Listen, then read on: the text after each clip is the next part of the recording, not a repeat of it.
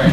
Hey guys, yeah, so I was the guy in the interview. I didn't realize that I was going to be on video, on Skype. You know, I'm here, so it's all good. So first off, thanks for having me here. I happen to be in Cluj. We're actually growing pretty substantially here.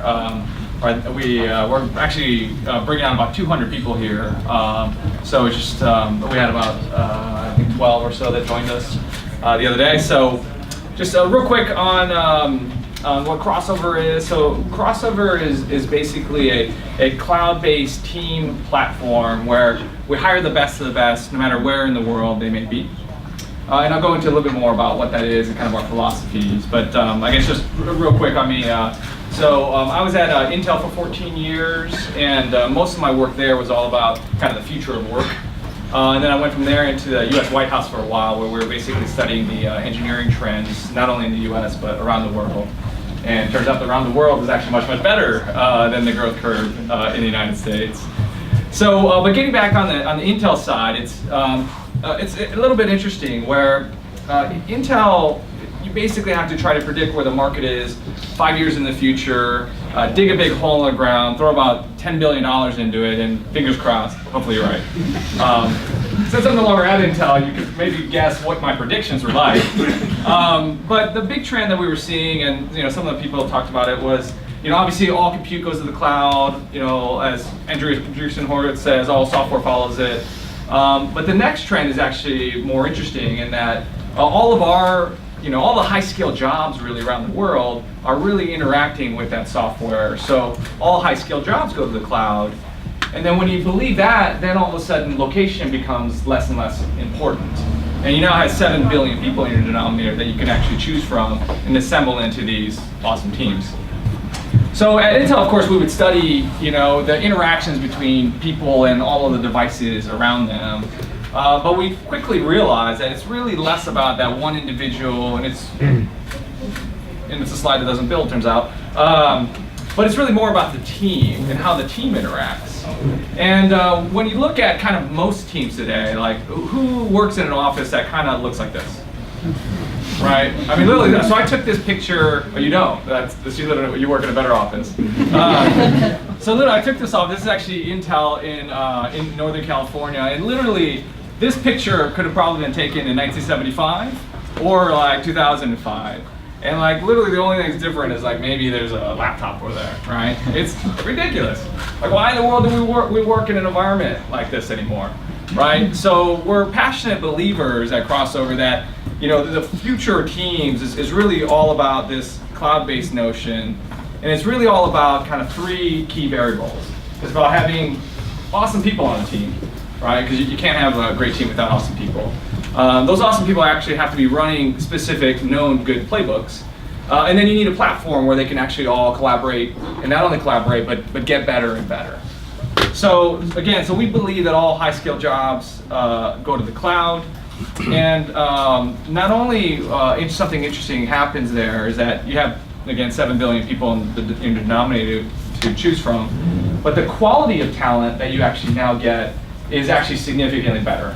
Right, so think about a football team, right? Turns out I'm not playing football very much right now, but if you were to choose a football team here in Cluj, I mean it's a fairly sizable city. You guys have a great stadium, so the team would probably be pretty good.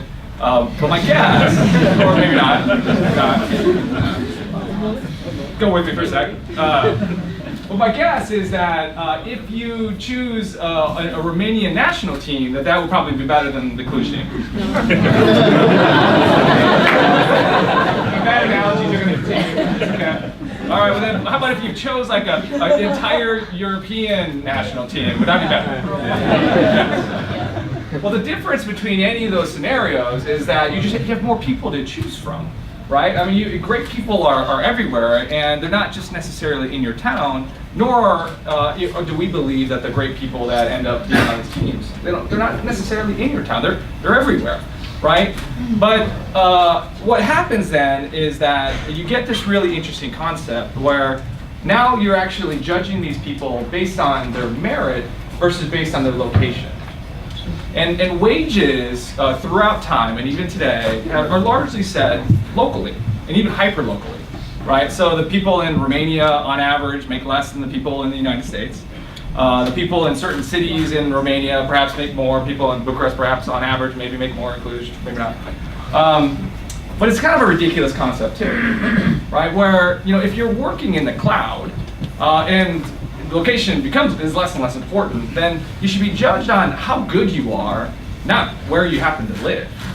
And you get what I call a cloud wage as a result, where if you are truly basically hiring people on their merit, then you should pay people the same, right? If they're doing the same job, like why wouldn't they be making the same thing? But it's not today, right? And we believe that is ridiculous, and we believe that that's actually going to change pretty dramatically, over the next 5 to 10 years or so. So, but the other thing that you have to do is just because you have 7 billion people in your denominator doesn't actually mean that they're all good, right? You have to figure out who's actually really, really good and who actually then qualifies for this cloud wage. And if you think about the way that most people hire, it is hyperlocal, right? You start a company here in Cluj, you put a job opening open, and you interview people around your area, and maybe there's some other people from Bucharest or something that apply to it, but it's still super local, right? And people in the US do this all the time, even though the fact that US is only 4.5% of the global population. But not only do they do that, if you think about the way that most of you guys probably got your job, you probably, someone looked at your resume and then somebody interviewed you. But people forget that resumes are actually 500 years old. So Leonardo da Vinci is actually the first person that came up with the resume. And this is literally a picture of his first resume that he came up with. And his resume was arguably probably better than most of us in this room. But it's still the same. It's like a list of accomplishments, and you write whatever the heck you want on it, right? So it's ridiculous that you would use that. And then also, interviews are only 14% effective, meaning that 86% of the time you're literally dead wrong on what you predicted. And the reason is that you have all these interview biases and the way people look, what school they went to, and you draw all these conclusions that are dead wrong, A. And then B, very few people actually do structured interviews. They look at your resume, ask you about your previous roles or whatever, so they can't even compare person A to person B. Completely outdated. So what we believe is actually the dead opposite, is that A, you should leverage social media, LinkedIn, no matter Facebook, whatever, to connect to anyone around the world that's interested in that particular position. But then you should set up a series of tests to figure out who the really, really good people are. And so we have between 6,000 and 10,000 people a week apply to our various jobs, and then we set up all these tests. It literally just tests everyone. And then after you figure out who really has the aptitude on that particular role, then you can interview them for cultural fit and communication and all that other good jazz. But it starts with this rigorous testing model, and then you kind of go and get great data points from them. So the other thing is that, getting back to that terrible Cluj soccer team, even if you had great people on the team, if they're all running backward on the pitch, you're probably not going to win either, right? They all kind of need to be running some kind of plays that the offense, defense, midfield, they all need to be running some kind of plays.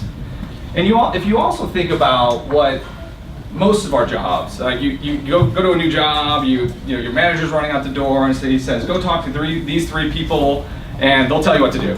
And you're like, and I'll see you in 2 weeks. You're like, oh, okay, thanks. Like, what are the metrics? Like, what's the team structure? Who do I even talk to? Like, there aren't these playbooks that are needed. So we went around and basically studied thousands of teams, and we're like, okay, well, how should a dev team actually work? How should a good QA team work? And why don't we actually codify that and be like, hey, here's actually how work gets done from point A to point B, and here's actually how the metrics are. And it doesn't mean that there's not innovation on top of that, but it's just it's clear on what the baseline is, and then you go and drive additional innovation beyond that. And the last thing is this notion of the platform, where I'm a passionate believer that the best of the best people, whether you're talking about athletes or whether you're talking about individuals, you want feedback on a regular basis to get better, right? You have this growth mentality, and you're like, I want to get better. And but when you're working in the cloud, it actually, you're like, okay, well, how do I give that feedback? Because you're not necessarily standing next to your managers and what have you. So we studied how Toyota manufacturing actually became the #1 car manufacturer in the 80s. And they had something what was called the Gemba walk. And what that was that the managers, unlike the U.S. managers in the General Motors and what have you, that were the U.S. managers were kind of sitting in an office and kind of doing PowerPoint and Excel and what have you, and they were just kind of reporting up to management. The Japanese managers, these guys, and these guys right here, right? So they actually took an active role actually on the manufacturing line itself, where they would go down and they would say, hey, well, what is it that I can do to help you actually be more productive? And that guy would be like, well, this set of tools is like it's a meter too far, and I can't actually get up every time to move it, to grab it. And you're like, oh, okay, well, why don't we move that closer? It's better for you, it's better for productivity, the whole 9 yards. So we're like, all right, well, how do you do that in this cloud-based world? And that's why we came up with what I consider to be our most misunderstood product, and I'll end at this point since I got the beat. But, well, it turns out that you can actually do this 10 times better in a cloud world, right? Because you are actually generating tons of information as you're actually working, on your machine. Like what applications are in the foreground, what's in the background, how much time you're spending on email, right? And you can actually individually look at this data and be like, how much time did I spend in meetings last week versus this week? Is that where I want to be spending my time? Am I, more productive in the mornings versus the afternoons? And just basically collecting all this data and then presenting it back to you so that you can actually look at, oh, I spent, 26 hours last week in my ID environment. Like, is that where I want to be spending my time? So this notion of just continuous feedback as an individual to get better and better is like the equivalent of basically the athletes that have all of these high-speed cameras and they measure the angle of attack and the whole 9 yards, and they use that to get better and better. And we're a passionate believer that the best people in the world actually want that, and that's kind of the third P per se of the platform itself. So, so last slide, actually, this is legitimately the last slide before I get buried. But we also believe, so you assemble these great teams in the cloud, you give them a concrete playbook, and you give them continuous feedback. And in this notion, again, of this cloud world where location becomes less and less important, has a profound impact on society. In that, literally, borders no longer matter, and wages are no longer set local. So, you have opportunities, like, the guys that we hired yesterday are all making $100,000 a year, which is a pretty decent wage, right? So, so you have this impact of being able to deliver jobs in areas of the world, and we're in about 108 different countries. You can deliver jobs in those areas, these high-paying jobs, the near equivalent of what you get in the U.S., in places of the world that simply didn't have that opportunity in the past. And you start literally changing the velocity of money and all the investments and everything else that those people could do to change their living and change their kids' livings and the whole 9 yards. So I commonly ask you, like, well, why are you paying these people, often 50 or 100% more than what they can get locally? It's like, because I'm not setting my wages locally, guys. I'm still actually saving money for that guy in the U.S. who are my customers that want these awesome teams. But it just ends up being, so it's saving them money, and it's actually making the individual more money, and you're having this awesome impact in society where literally you just start eliminating borders altogether. So that's what we're all about in Crossover. We've got, I guess, how many people in Cluj now? I guess 20 people here now, because I guess because we hired the 12 folks yesterday. And then literally we got about 100 people in Romania, so, but we're just going to continue to grow and grow, because we think that, I love Romania. I think that the talent here is absolutely awesome, and I think that, again, to be able to make this impact is awesome on a global scale. So thank you very much, and